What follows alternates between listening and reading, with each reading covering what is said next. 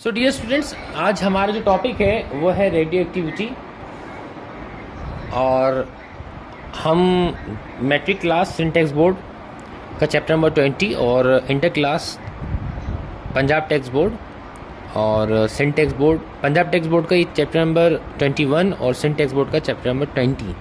ठीक है, लेकिन इसके अंदर आपको जो रेडियो एक्टिविटी मतलब न्यूक्लियर स्ट्रक्चर है, इस सीरीज़ के अंदर आपको बहुत सारी ऐसी बातें मिलेंगी जो आप सुनकर बड़ा इंटरेस्ट फील करेंगे। और ये जो लेक्चर है, this is the combination of 3 text boards which are NCERT, Indian text board, Punjab text board and Sindh text board. Okay, so now let's start. What is mean by radioactivity? इसको हम मज़ीद आगे जाकर डिटेल में डिस्कस करेंगे तो आपको और समझ में आएगा कि रेडियो एक्टिविटी है क्या। Activity, radio means radiations, activity means अमल होना विद यूनिट टाइम या इन अ सर्टेन टाइम। ठीक है, इसको आगे जाके पढ़ते हैं। देखिए, असल में होता क्या है डियर स्टूडेंट्स, एटम जो होता है, एटम 2 तरह से स्टेबल हो सकता है। Atom can stable by 2 ways. मतलब ये कि इट में न्यूट्रल, वो न्यूट्रल हो सकता है, या इट में इलेक्ट्रिकली न्यूट्रल। ये 2 अल्फाज बोले जाते हैं कि वो या तो न्यूट्रल हो सकता है या वो इलेक्ट्रिकली न्यूट्रल हो सकता है। अब हम मतलब समझते हैं कि what is mean bye it में न्यूट्रल। देखें, अगर एक एटम बोला जाए कि आपका जो एटम है वो न्यूट्रल है, इसका मतलब ये होता है कि उस एटम के न्यूक्लियस में मौजूद नंबर ऑफ प्रोटॉन और नंबर ऑफ न्यूट्रॉन्स इक्वल हैं। लेकिन अगर आपसे बोला, अच्छा, दूसरी मेन बात आपको ये बात जाननी चाहिए कि आपको अगर एटम स्टेबल करना है, अनस्टेबल कंडीशन से स्टेबल कंडीशन में एक एटम के न्यूक्लियस को लाना है, तो एक बात याद रखिएगा कि उस एटम के न्यूक्लियस में मौजूद नंबर ऑफ न्यूट्रॉन्स की तादाद आपने ज़्यादा करनी है। जितनी ज़्यादा नंबर ऑफ न्यूट्रॉन्स होंगे उतनी ही ज़्यादा स्टेबिलिटी उस न्यूक्लियस में होगी। प्रोटॉन ज़्यादा होंगे तो स्टेबिलिटी ज़्यादा नहीं होगी, लेकिन नंबर ऑफ न्यूट्रॉन आप ज़्यादा करोगे तो उसके अंदर स्टेबिलिटी भी ज़्यादा होगी।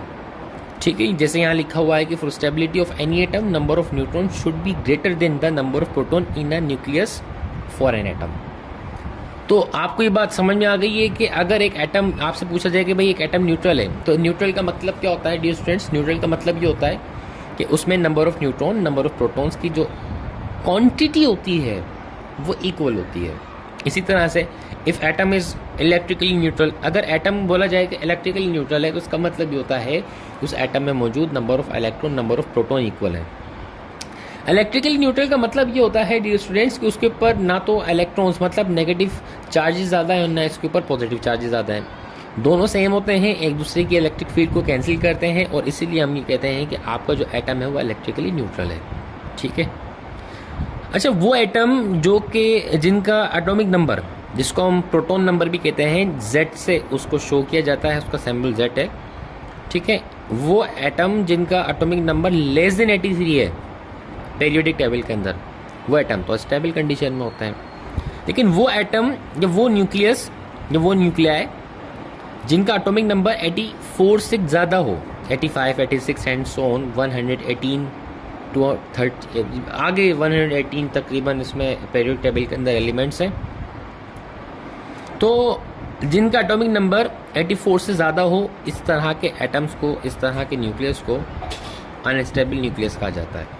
सवाल ये आता है कि सर आपका जब एटम उसके पास एटॉमिक नंबर 84 से ज़्यादा हो तो वो अनस्टेबल होता क्यों है? ये बड़ा मेन क्वेश्चन है। सो डियर स्टूडेंट्स, इसका जवाब ये है कि because in nucleus number of proton increases. Atomic number increase होने का मकसद ये होता है कि उस न्यूक्लियस के अंदर नंबर ऑफ प्रोटॉन इंक्रीज हो रहे हैं। नंबर ऑफ प्रोटॉन इंक्रीज होने का मकसद ये होता है कि उनके दरमियान में वीक न्यूक्लियर फोर्स इंक्रीज हो रही है।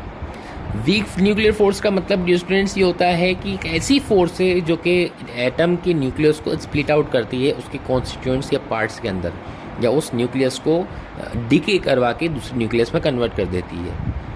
तो इसलिए आपका एटम अनस्टेबल कंडीशन में आता है क्योंकि उसमें नंबर ऑफ प्रोटॉन ज़्यादा होते हैं। नंबर ऑफ प्रोटॉन की वजह से वीक न्यूक्लियर फोर्स ज़्यादा होती है। वीक न्यूक्लियर फोर्स क्या करती है? जितनी ज़्यादा होती उतनी ज़्यादा आपके एटम को वो ब्रेकआउट करती है।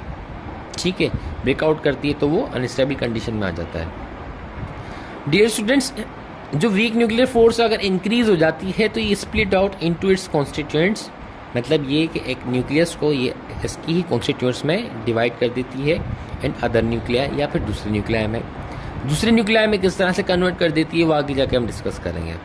And emits radiations. और जब एक न्यूक्लियस लेट्स सपोज कि आपके पास यूरेनियम 23892 है और ये डीके होता है, ये टूटता है, ये टूट कर किसी और दूसरे न्यूक्लियस में कन्वर्ट होता है, तो इस टाइम इसमें से रेडिएशंस निकलती हैं। या अनस्टेबल जो भी न्यूक्लियस होते हैं जिनका एटॉमिक नंबर 84 से ज़्यादा हो, उनमें से निकलने वाली रेडिएशंस भी होती हैं। तो इस तरह की रेडिएशन को, इस तरह के फिनोमेना को रेडियो एक्टिविटी कहा जाता है। समझ में आया कि रेडियो एक्टिविटी क्या है? सर, अनस्टेबल न्यूक्लियस है, वो टूट कर किसी दूसरे न्यूक्लियस में कन्वर्ट हो रहा है, या फिर अनस्टेबल न्यूक्लियस को आप उठाकर ऐसे ही रख दें, उसमें से निकलने वाली जो रेडिएशंस होंगी वो रेडियो एक्टिव रेज होंगी, रेडियो एक्टिव वेव्स के भी कहा जाता है उन्हें, और इस पूरे प्रोसेस को रेडियो एक्टिविटी कहा जाता है। तो समझ में आ गया कि अभी तक हमने क्या सीखा? एटम दो तरह से स्टेबल होता है, रेडियो एक्टिविटी क्या होती है, और एटम का एटॉमिक नंबर जब 84 से ज़्यादा हो जाए तो वो अनस्टेबल होता क्यों है, ऐसी क्या वजह होती है। आज ये हमने 3 बातें सीखी, अब हम आगे चलते हैं। डियर स्टूडेंट्स, ये जो रेडियो एक्टिविटी है, ये फिनोमेना डिस्कवर किया गया था 1896 के अंदर, और इसको डिस्कवर करने वाली हेनरी बेक्यूरेल थी। रदरफोर्ड ने भी यही सेम सिस्टम किया था जो हेनरी बेक्यूरेल ने किया, रदरफोर्ड ने भी किया। रदरफोर्ड का नाम भी आप लोग लिखें, क्योंकि रदरफोर्ड एक रिचेस्ट पर्सन थे अपने टाइम के, और उनके पास समझ लें कि ये कंपनी थी जिसमें वो एक काम किया करते थे। ठीक है, सो हेनरी बेक्यूरेल थी, और हेनरी बेक्यूरेल और रदरफोर्ड ने ये फिनोमेना डिस्कवर किया था। सबसे पहले हेनरी बेक्यूरेल ने किया, एक सेटअप था। वो सेटअप क्या था? उन्होंने एक वैक्यूम चैम्बर लिया जिसके अंदर की स्क्रीन, जिसको हम फोटोग्राफिक फिल्म कहते हैं, रखी। इस वैक्यूम चैम्बर के अंदर 2 टर्मिनल्स रखे जिसको हम इलेक्ट्रोड्स कहते हैं। एक एनोड रखा, दूसरा कैथोड रखा, और ये एक लीड बॉक्स लिया। ये जो बॉक्स बना हुआ है ये कौन सा मटेरियल का था? इसको हम कहते हैं लीड बॉक्स। ठीक है, लीड का बना हुआ था। ये जो लीड बॉक्स है, इसमें इन्होंने एक रेडियो एक्टिव मटेरियल रखा। जब रेडियो एक्टिव मटेरियल रखा तो ये डीके होना स्टार्ट हुआ, और इन्होंने ये नोट किया कि जब ये डीके हो रहा है तो उसमें से कुछ रेडिएशंस निकल रही हैं। कुछ रेडिएशंस हैं जो कि पॉजिटिव की तरफ अट्रैक्ट हो रही हैं, कुछ रेडिएशंस हैं जो कि नेगेटिव की तरफ अट्रैक्ट हो रही हैं, और कुछ रेडिएशंस ऐसी हैं जो कि ना तो पॉजिटिव और ना ही नेगेटिव की तरफ अट्रैक्ट हो रही हैं, वो सीधी जा रही हैं। और वो जो सीधी जा रही थी वो उस फोटोग्राफिक फिल्म से टच हो रही थी तो हमें इसके निशानात मिल रहे थे। फिर इन्होंने नाम दिया कि जो रेज पॉजिटिव की तरफ अट्रैक्ट हो रही हैं वो बीटा रेज होती हैं, जो कि नेगेटिवली चार्ज होती हैं। जो नेगेटिव की तरफ अट्रैक्ट हो रही हैं वो पॉजिटिवली चार्ज हैं, जिनको अल्फा रेज का नाम दिया जाता है। अब इसको आगे हम नेक्स्ट जो लेक्चर होगा आपका, उसमें डिस्कस करेंगे कि अल्फा रेज क्या होती है, बीटा रेज क्या होती है, और गामा रेज क्या होती है। बड़े इंटरेस्टिंग लेक्चर होगा। अच्छा, मज़ीद आगे ये कि वो रेज जो कि अट्रैक्ट हो ही रही हैं, उससे जो सीधी जा रही हैं, उन्होंने इनको गामा रेज का नाम दिया, जो कि न्यूट्रल होती हैं। ठीक है, अल्फ़ा रेज का मतलब, जिससे कि आपके पास एक प्रोटॉन होता है, एक इलेक्ट्रॉन होता है और एक न्यूट्रॉन होता है, तो ये बिल्कुल इन्हीं पार्टिकल्स की तरह रेज थी, जिससे प्रोटॉन भी पॉजिटिव, इलेक्ट्रॉन नेगेटिव और न्यूट्रॉन न्यूट्रल होता है। तो सिमिलर चार्जेस इन तीनों रेज के पास थे जो कि एटम में मौजूद इन पार्टिकल्स के पास होते हैं। ठीक है, अच्छा, हेनरी बेक्यूरेल के बाद है ना जो डिस्कवरी की वो मैरी एंड पेरी क्यूरी ने की।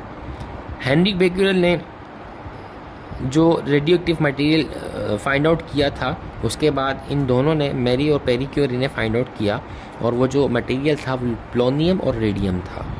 तो जो प्लोनियम और रेडियम है डियर स्टूडेंट्स, वो मैरी और पेरी क्यूरी की ही आपकी डिस्कवरी है, और ये जो पूरा फिनोमेना है फर्स्ट टाइम का, वो हेनरी बेक्यूरेल का है।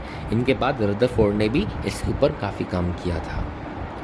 इस चैप्टर में मज़ीद हमारा नेक्स्ट लेक्चर होगा अल्फ़ा, बीटा और गामा डीके, जिसको हम इलेक्ट्रॉन कैप्चर भी कहते हैं।